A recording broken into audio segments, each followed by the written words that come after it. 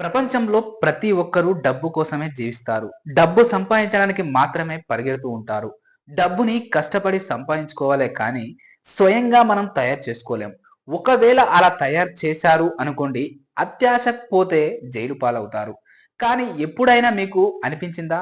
అసలు ఈ డబ్బు ఎలా తయారు చేస్తారో, ఏ పేపర్ వాడతారో, ఏ సిరా ఉపయోగిస్తారో, ఎక్కడ తయారు చేస్తారు అని ఒకవేళ మీకు కూడా తెలుసుకోవాలని ఆ ఆలోచన ఉంటే ఈ వీడియో మీకోసమే. అందుకే ఈ వీడియోని ఎక్కడ స్కిప్ చేయకుండా చూసేయండి. మన దేశంలో తయారయ్యే రూ. 10, రూ. 20, రూ. 100, రూ. 200, రూ. 500 నోట్ల వెనుక ఎంత పెద్ద కథ ఉందో తెలుసా? నిజానికి అవి తయారు చేయడంలో చాలా పెద్ద విధానం ఉంటుంది. మనం వాడుకునే నాణేలను ఒకప్పుడు ఢిల్లీ సుల్తాన్ అయిన షేర్షా సూరి ప్రవేశపెట్టిండని చెప్తారు. వాటితో పాటు 1861లో రూపాయి నోటు మీద వాటర్ మార్క్ కూడా ప్రవేశపెట్టారు. మనం రూపాయి నోట్లని తయారు చేయడానికి ఉపయోగించే కాగితాన్ని విదేశాల నుంచి దిగుమతి చేసుకుంటున్నాం. ఎందుకంటే ఆ కాగితం చాలా ప్రత్యేకతమైనది. మన దేశంలో అంతగా పేపర్ ఉత్పత్తి లేదు. ఇక విషయానికి వస్తే భారతదేశంలో డబ్బుని ముద్రించే అధికారం కేవలం రిజర్వ్ బ్యాంక్ ఆఫ్ ఇండియా ఆర్బీఐకి మాత్రమే ఉంది. దేశంలో ఉన్న ప్రతి బ్యాంకు ఆర్బీఐ సూచనలతో ఆదేశాలతో మాత్రమే నడుస్తుంది. ఒక రకంగా చెప్పాలంటే ఆర్బీఐ బ్యాంకులకే బ్యాంక్ అన్నమాట. అన్ని బ్యాంకుల్లో ఆర్బీఐ ముద్ర ఖచ్చితంగా ఉంటుంది. ఇంతకీ కరెన్సీ నోటుని ఎలా తయారు చేస్తారు? ఆ విధానం ఏంటో తెలుసుకుందాం. రూపాయి నోటును తయారు చేయడానికి ఉపయోగించే కాగితం మనం రోజు చదువుకునే కాగితమో లేదా వార్తాపత్రికలో మ్యాగజైన్లో ఉపయోగించే కాగితం కాదు.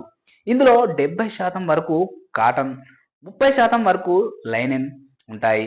కాటన్ని, లైనెన్ని పెద్ద పెద్ద కట్టలుగా రూపాయలు తయారు చేసే కంపెనీకి తీసుకువస్తారు. ఆ రెండింటిని ఒక యంత్రంలో వేసి బాగా కలుపుతారు. తడిపోయేదాకా మరొక యంత్రంలో ఉంచి పూర్తిగా ఎండనిస్తారు. తర్వాత దాన్ని పలుచటి పొరలాగా తయారు చేస్తారు. అలా రూపాయి నోటు తయారు చేసే పేపరు తయారైనట్టే. తయారైన పేపర్ని మనం భారతీయ కరెన్సీగా మార్చాలంటే ఇందుకు చాలా ఆలోచించాలి.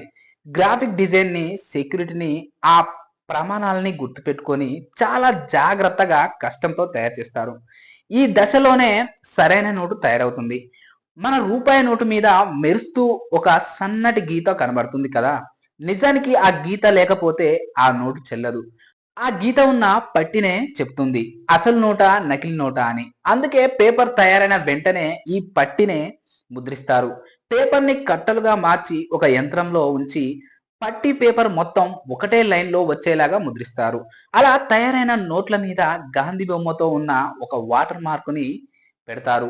అన్ని నోట్లు ఒకేలాగే తయారవడానికి యంత్రాలు ఉపయోగించే పరికరాలు అన్ని సమానంగా ఉండేలాగా చూస్తారు. మీరు నోట్ల మీద నెంబర్స్ చూసే ఉంటారు కదా. ఒక నోటు మీద ఒక నెంబరు, మరొక నోటు మీద ఇంకో నెంబరు ఉంటుంది. వాటిని సీరియల్స్ నెంబర్ అంటారు. చాలా జాగ్రత్తగా ఉంటే ఒకటే సిరీస్ లు వచ్చేలా ఆ సీరియల్ నెంబర్లను అమర్చుతారు. అలా తయారైన నోట్లని క్వాలిటీ రెస్పెక్ట్ తో తనిఖీ చేయిస్తారు. కంప్యూటర్ లో చూసి నోట్లు సరిగ్గా ఉన్నాయా లేవా, ఉండవలసిన మార్క్స్ అన్ని పక్కగా మార్చారా లేదా అన్నది తనిఖీ చేస్తారు. తయారైన నోట్లని వాటి విలువను బట్టి రంగులు అద్దుతారు. ఎంత రంగు వాడాలో, ఏ నోటుకు వాడాలో అంతే ఖచ్చితంగా తెలిసి ఉండాలి. రంగు కలపడంలో లేదా ఉపయోగించడంలో ఏ మాత్రం తేడా వచ్చినా పేపర్ నాణ్యత మొత్తం దెబ్బతింటుంది. అందుకే చాలా జాగ్రత్తగా ఎంత వరకు కావాలో అంతవరకు మాత్రమే కలపడం తెలుసుకోవాలి.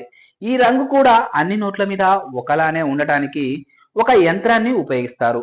ఇది ఆ యంత్రంలోంచి బయటకు వచ్చిన తర్వాత చూస్తే నోటు పూర్తిగా తయారైపోయిందని అనిపిస్తుంది.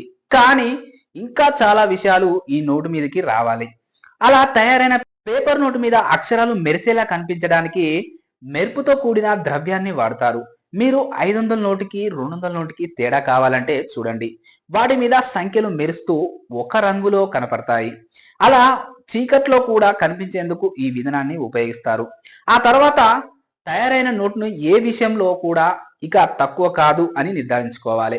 అందుకోసం సీరియల్ నెంబర్స్ ని, గాంధీ బొమ్మ, దాని మీద ఉన్న వాటర్ మార్కును బట్టి అన్నిటినీ 1కి 10 సార్లు చెక్ చేసుకుంటారు. అలా తనిఖీ చేసుకున్న తర్వాత ఒకవేళ ఏదైనా పొరపాటు జరిగి ఉంటే అటువంటి పేపర్ షీట్ ని పక్కకు పెట్టేస్తారు. సరిగ్గా ఉన్నవి తర్వాత విధానానికి చేరుతాయి. తయారైన నోట్ల షీట్లను ఒకటే విధానంలో, ఒకటే సైజులో, ఆకారంలో కట్ చేయాలి. అందుకోసం ఈ షీట్ ని ఒక యంత్రంలోకి పంపిస్తారు. ఏ మాత్రం కొద్దిగా తేడా వచ్చినా నోటు నాణ్యతలో, వాడకంలో తేడా వస్తుంది. అందుకే చాలా జాగ్రత్తగా వీటిని ఒకటే ఆకృతిలో ఉండేలా, ఒకటే సైజులో ఉండేలా కట్ చేస్తారు. ఆ తర్వాత వాటిని ఒక యంత్రంలో పెట్టి గట్టిగా ప్రెస్ చేస్తారు. అలా చేస్తే నోటు దృఢంగా తయారవుతుంది. తయారైన నోట్లని ఒక పారదర్శకమైన కవర్ ద్వారా యంత్రంతో ప్యాక్ చేసి రకరకాల డబ్బాలో పేరుస్తారు. వాటిని పూర్తి సెక్యూరిటీతో బ్యాంకులకు తరలిస్తారు. అలా బ్యాంకుల నుంచి మన జేబులోకి వస్తాయి.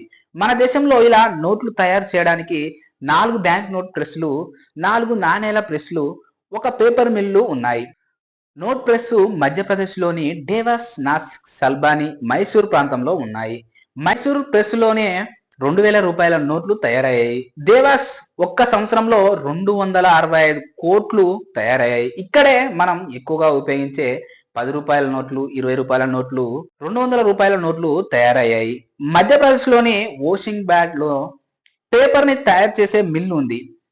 సిఎల్పి కరెన్సీ నోటు ప్రెస్ అంటారు. కరెన్సీ నోట్లు తయారు చేయడానికి ఇక్కడ నుంచి ఇంకా విదేశాల నుంచి పేపర్స్ వస్తాయి. టంకాశాలలు అంటే నాణ్యాలను ముద్రించే యంత్రాలు హైదరాబాద్, నోయిడా, కోల్కతా, ముంబైలో ఉన్నాయి. ఒక చిన్న కరెన్సీ నోటు తయారు చేయడానికి ఎంత కష్టమో చూసారా? ఎన్ని దశలు మారి మన చేతులకు వస్తుంది చూసారా? అందుకే డబ్బుని చాలా జాగ్రత్తగా కాపాడుకోవాలి, ఖర్చు పెట్టాలి. ఈ వీడియో గనక మీకు నచ్చినట్లయితే లైక్ చేయండి, షేర్ చేయండి, వెంటనే సబ్స్క్రైబ్ చేసుకోండి.